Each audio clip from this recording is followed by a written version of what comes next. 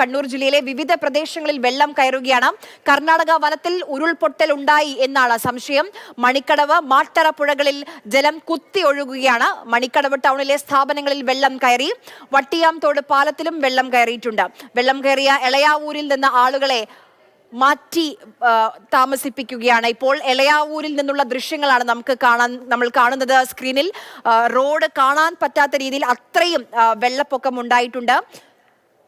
നമുക്കിപ്പം സാരംഗ് സുരേഷ് അവിടെ നിന്ന് വിവരങ്ങളുമായി ചേരുന്നുണ്ട്. സാരംഗ്, കണ്ണൂരിൽ കനത്ത മഴയാണ്. ഒരുപക്ഷെ ആ മഴ എത്രത്തോളം ഉണ്ട് എന്നുള്ളത് വ്യക്തമാക്കുന്ന ദൃശ്യങ്ങളാണ്. റോഡും ഒന്നും കാണാൻ കഴിയുന്നില്ല. ആളുകളെ മാറ്റിപ്പാർപ്പിക്കേണ്ട സ്ഥിതി. ഈ കാണുന്ന പ്രദേശത്ത് നിന്ന് ആളുകളെയൊക്കെ പൂർണ്ണമായും ഒഴിപ്പിച്ചു കഴിഞ്ഞോ സാരംഗ്? ആര്യ, വലിയ തോതിൽ തന്നെയുള്ള ഒരു രക്ഷാപ്രവർത്തനത്തിലേക്കാണ് ഇപ്പോൾ കാര്യങ്ങൾ കടക്കുന്നത്. പ്രദേശത്തുള്ള യുവജനങ്ങളും ഡിവൈഎഫ്ഐ പ്രവർത്തകരും ഒക്കെ തന്നെ ഇപ്പോൾ രക്ഷാപ്രവർത്തനത്തിന്റെ ഭാഗമായി വീടാന്തരം കയറി ആളുകളുടെ ആവശ്യങ്ങളൊക്കെ മനസ്സിലാക്കിക്കൊണ്ട് ആളുകളെ സുരക്ഷിത സ്ഥാനങ്ങളിലേക്ക് മാറ്റാനുള്ള ശ്രമങ്ങൾ നടത്തിക്കൊണ്ടിരിക്കുന്നുണ്ട്. ഇന്ന് രാവിലെ ഒരു നിശ്ചിത പ്രദേശങ്ങളിലേക്ക് ഇത്തരത്തിൽ ഫയർഫോഴ്സ് അടക്കമുള്ള സേനകൾ എത്തിക്കൊണ്ട് ആളുകളെ മാറ്റുന്ന ഒരു അവസ്ഥയുണ്ടായിരുന്നു. എന്നാൽ ഇപ്പോൾ പ്രദേശത്ത് വെള്ളം ക്രമാതീതമായി വർദ്ധിക്കുന്ന ഒരു അവസ്ഥയുണ്ട്. മഴ ഏറെ നേരമായി ഈ പ്രദേശത്ത് പെയ്തിട്ട്, എന്നിരുന്നാലും ഇവിടെ വെള്ളക്കെട്ട് ഒഴിയാത്ത ഒരു സ്ഥിതിയുണ്ട്. നേരത്തെ നമ്മളിവിടെ ഉള്ള റെസിഡൻസ് അസോസിയേഷൻ ഭാരവാഹികളുമായി സംസാരിച്ചിരുന്നു. അവരിൽ നിന്നൊക്കെ തന്നെ വീണ്ടും ഫയർഫോഴ്സ് സ്ഥലത്തേക്ക് എത്തണമെന്നുള്ള രീതിയിലുള്ള ആവശ്യങ്ങളാണ് ഇപ്പോൾ ഉന്നയിക്കപ്പെടുന്നത്. കാരണം പ്രായമായ ആളുകൾക്കൊക്കെ തന്നെ ഇപ്പോഴും ഈ പ്രദേശത്ത് ജീവിക്കുന്നതിന് വലിയ തോതിൽ ഒരു ആശങ്കയുണ്ട്. അവർക്ക് അവരുടെ രോഗികളായിട്ടുള്ള ആളുകൾക്കൊക്കെ തന്നെ വലിയ ഒരു ബുദ്ധിമുട്ട് അനുഭവിക്കുന്ന അവസ്ഥയുണ്ട്. സാധാരണ ഒരാളുടെ അരയ്ക്കൊപ്പം തന്നെ ഇവിടെ വെള്ളമുണ്ട്. അതുകൊണ്ട് തന്നെ വാഹനങ്ങളൊക്കെ തന്നെ എടുത്തുകൊണ്ട് പോകാൻ വലിയ പരിമിതികളുണ്ട്. നമ്മൾ നിൽക്കുന്നതിന് ഏകദേശം 300 മീറ്റർ അപ്പുറത്ത് വലിയ തോതിൽ റോഡരികിൽ തന്നെ കയർ കെട്ടിയാണ് ഇപ്പോൾ ഗതാഗതം നിയന്ത്രിക്കുന്നത്. അതിനപ്പുറത്തേക്ക് വാഹനങ്ങൾ വന്നു കഴിഞ്ഞാൽ വാഹനങ്ങൾ പിന്നീട് കാലങ്ങളോളം വർക്ക്ഷോപ്പിലിടേണ്ട ഒരു അവസ്ഥയുണ്ടാവും. അത്തരത്തിൽ വാഹനങ്ങളുടെ വെള്ളം കയറാനുള്ള കാരണം എന്താണ്? മഴ മാത്രമാണോ അതോ ഏതെങ്കിലും പുഴയുടെ സമീപമാണോ ഈ പ്രദേശം?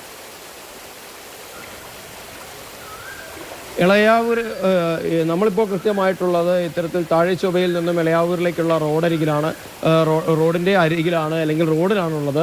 ഇവിടെ ഒരു വശത്ത് കൃത്യമായിട്ട് പണ്ട് കാലം മുതലേ നല്ല ഒഴുക്കുണ്ടായിരുന്ന ഒരു തോടുണ്ട്. ഇപ്പോൾ ഈ തോടിൽ നിന്നും സമീപത്തുള്ള വയലുകളിൽ നിന്നും കാലങ്ങളായി കെട്ടി നിന്നിരുന്ന വെള്ളം ഇപ്പോൾ ഇന്നത്തെ മഴയോടുകൂടി ശക്തി പ്രാപിച്ച് ഇത്തരത്തിൽ ഗതിമാറി ഒഴുകി എന്നാണ് നമ്മൾക്കിപ്പോൾ മനസ്സിലാക്കാൻ സാധിക്കുന്നത്. മുൻകാലങ്ങളിലൊന്നും തന്നെ ഇത്തരത്തിൽ ഇവിടെ ഇത്ര വലിയൊരു വെള്ളക്കെട്ടുണ്ടായിരുന്നില്ല എന്നത് ഈ പ്രശ്നത്തിൻ്റെ സങ്കീർണത നമ്മൾക്ക് മനസ്സിലാക്കി തരുന്ന ഒന്നാണ്. 2018 പ്രളയകാലത്ത് പോലും ഇത്തരത്തിൽ ഇവിടെ വലിയൊരു വെള്ളക്കെട്ടുണ്ടായിരുന്നില്ല. മുൻകാലങ്ങളിലൊക്കെ തന്നെ ചെറിയ തോതിൽ വെള്ളക്കെട്ടുണ്ടായിരുന്നെങ്കിലും ജനജീവിതത്തെ സാരമായി ബാധിക്കുന്ന ഒരു അവസ്ഥയില്ലായിരുന്നു. ഇപ്പോൾ ഇവിടെ കുട്ടികൾക്ക്, ഇന്ന് പ്രത്യേകിച്ച് കണ്ണൂർ ജില്ലയിൽ കുട്ടികൾക്കൊക്കെ തന്നെ സ്കൂളുകളുണ്ടായിരുന്നു, കോളേജുകളുണ്ടായിരുന്നു. അപ്പോൾ വിദ്യാർത്ഥികളൊക്കെ തന്നെ തിരിച്ച് വീടുകളിലേക്ക് എത്തുന്ന സമയത്ത് അവരാകെ ആശങ്കാകുലരായി നിൽക്കുന്ന ഒരു കാഴ്ച നമ്മൾക്ക് കാണേണ്ടി വന്നു. എന്തായാലും നാളെ കണ്ണൂർ ജില്ലയിൽ അവധി പ്രഖ്യാപിച്ചത് ഇത്തരത്തിൽ താഴ്ന്ന പ്രദേശങ്ങളിൽ വെള്ളം കെട്ടി നിൽക്കുന്ന സ്ഥലങ്ങളിലൊക്കെ തന്നെ താമസിക്കുന്ന ആളുകൾക്ക് ഒരു പരിധിവരെ ആശ്വാസമാവുന്നുണ്ട്. എന്നിരുന്നാലും ഇപ്പോൾ ഈ നിമിഷം വരെയും ഈ എളയാവൂരിൻ്റെ പരിസര പ്രദേശങ്ങളിൽ നിന്നും തന്നെ ക്യാമ്പുകൾ, ദുരിതാശ്വാസ ക്യാമ്പുകൾ തുടങ്ങിയിട്ടില്ല.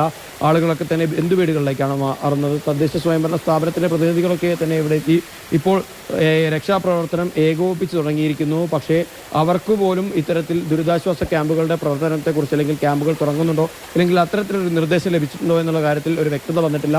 അവർ പോലും നമ്മളോട് കൈമലർത്തി കാണിക്കുന്ന ഒരു അവസ്ഥയാണ് ഇപ്പോൾ നമുക്ക് കാണാൻ സാധിക്കുന്നത്. എന്തായാലും വരും മണിക്കൂറുകളിൽ ദുരിതാശ്വാസ ക്യാമ്പ് തുടങ്ങിയില്ലെങ്കിൽ ആളുകളെ ഒന്ന് മാറ്റി പാർപ്പിക്കണം. അവിടെ നിന്ന് മാറ്റി പാർപ്പിക്കണമെന്ന് വിചാരിച്ചാൽ എന്താണ് വഴി? അതെങ്ങനെയാണ് ഇപ്പോൾ ചെയ്തുകൊണ്ടിരിക്കുന്നത്? ഇന്ന് രാവിലെ തൊട്ട് ഇവിടെ തോണി ഇറങ്ങുന്ന ഒരു അവസ്ഥയുണ്ടായിരുന്നു. ഫയർഫോഴ്സ് ആണെങ്കിലും അവർക്ക് ലഭ്യമായിട്ടുള്ള സജ്ജീകരണങ്ങളൊക്കെ തന്നെ ഉപയോഗിച്ചുകൊണ്ടായിരുന്നു ഇത്തരത്തിൽ ഇവിടെ ഇങ്ങനെയുള്ള രക്ഷാപ്രവർത്തനം ഏകോപിപ്പിച്ച് കൊണ്ടുപോയിക്കൊണ്ടിരിക്കുന്നത്. ദുരിതാശ്വാസ ക്യാമ്പുകൾ തുറക്കാത്തത് കൊണ്ട് തന്നെ ഇവിടെ സമീപത്ത് ബന്ധുവീടുകളുള്ള ആളുകളൊക്കെ തന്നെ അങ്ങോട്ടേക്ക് മാറുന്ന ഒരു അവസ്ഥയുണ്ട്. കുറേ അധികം ആളുകൾ ഇപ്പോൾ തന്നെ വീടിൻ്റെ 2ാം നിലയിലേക്ക് അത്യാവശ്യ സാധനങ്ങളും എടുത്ത് മാറിയിട്ടുണ്ട്. എന്നാലും ഇത്തരത്തിൽ വെള്ളക്കെട്ട് തുടരുകയാണെങ്കിൽ അവർക്ക് ആവശ്യ സാധനങ്ങൾ ശേഖരിക്കുന്നതിന് പോലും വലിയ ഒരു വെല്ലുവിളി നേരിടുന്ന ഒരു അവസ്ഥ ഇവിടെ ഉണ്ടായിട്ടുണ്ടെന്ന് തന്നെ നമുക്ക് മനസ്സിലാക്കാം. കുറച്ചു നേരമായി ഇപ്പം വെള്ളം ഇറങ്ങാനുള്ള സാധ്യതയുണ്ടോ?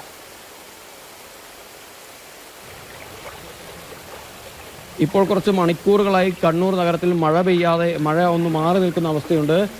ക്രമേണ തെളിഞ്ഞ കാലാവസ്ഥയാണ് എന്ന് തന്നെ നമുക്ക് പറയേണ്ടി വരും. അപ്പോൾ അതുകൊണ്ട് തന്നെ ഇനി വരുന്ന മണിക്കൂറുകളിൽ വെള്ളക്കെട്ട് ഒഴിയുമെന്ന പ്രതീക്ഷയിലാണ് ആളുകൾ ഇപ്പോൾ വീടിൻ്റെ 2ാം നിലയിൽ ഇപ്പോൾ നിൽക്കുന്നത്. ഇനി അപ്രതീക്ഷിതമായൊരു കനത്ത മഴ പെയ്യുകയാണെങ്കിൽ പ്രശ്നങ്ങൾ നിയന്ത്രണാതീതമാവും, അല്ലെങ്കിൽ ഇത്തരത്തിലുള്ളൊരു വെള്ളക്കെട്ട് നിയന്ത്രണാതീതമാവും.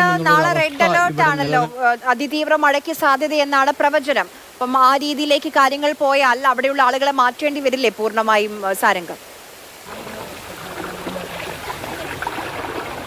നാളത്തെ റെഡ് അലേർട്ടിന് അനുസൃതമായിട്ടുള്ള ഒരു കനത്ത മഴ കണ്ണൂർ ജില്ലയിൽ പെയ്യുകയാണെങ്കിൽ ഇത്തരത്തിൽ താഴെ ചൊവ്വയിലും ഇളയാവൂരും അടക്കമുള്ള പ്രദേശങ്ങളിൽ ആളുകൾക്ക് വലിയൊരു ബുദ്ധിമുട്ടുണ്ടാകുന്ന ഒരു അവസ്ഥയുണ്ടാവും. ആളുകളെ പൂർണ്ണമായി ഇത്തരത്തിൽ രക്ഷാപ്രവർത്തകർ ഇവിടെ നിന്ന് മാറ്റിയാൽ മാത്രമേ ആളുകൾ ആശ്വാസ തീരത്തെത്തിയെന്ന് നമ്മൾക്ക് പോലും പറയാൻ സാധിക്കുകയുള്ളൂ. കാരണം ഇപ്പോൾ തന്നെ ആളുകൾക്ക് വലിയ തോതിൽ ഇപ്പോൾ പ്രായമായ ആളുകളൊക്കെ തന്നെ ഇപ്പോൾ നമ്മൾക്ക് കാണാൻ കുറച്ച് പഴങ്ങളും അതുപോലെ തന്നെ 2018 ഒരു പക്ഷേ അത്തരത്തിലാവാതിരിക്കട്ടെ 2018 പ്രളയത്തെ അനുസ്മരിപ്പിക്കുന്ന തോതിലാണ് അവർ ഇപ്പോൾ ആവശ്യമായിട്ടുള്ള ഏറ്റവും അടിസ്ഥാന ഘടകം എന്ന് പറയുന്ന രീതിയിലേക്കുള്ള ബിസ്ക്കറ്റും പഴങ്ങളുമായി പോലും വീടുകളിലേക്ക് ശേഖരിക്കുന്ന ഒരു അവസ്ഥയുണ്ടാവുന്നത്.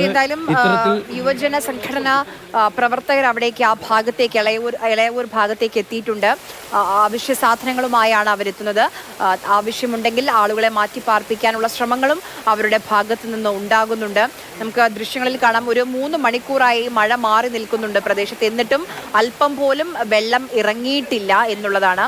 ആളുകളെ മാറ്റി പാർപ്പിച്ച് അവർക്ക് മുന്നോട്ട് നടക്കാൻ പോലും പ്രയാസമാണ്. കൈ പിടിച്ചാണ് ഓരോരുത്തരും തമ്മിൽ കൈ പിടിച്ചാണ് അടിവെച്ചാണ് നടന്നുകൊണ്ടിരിക്കുന്നത്.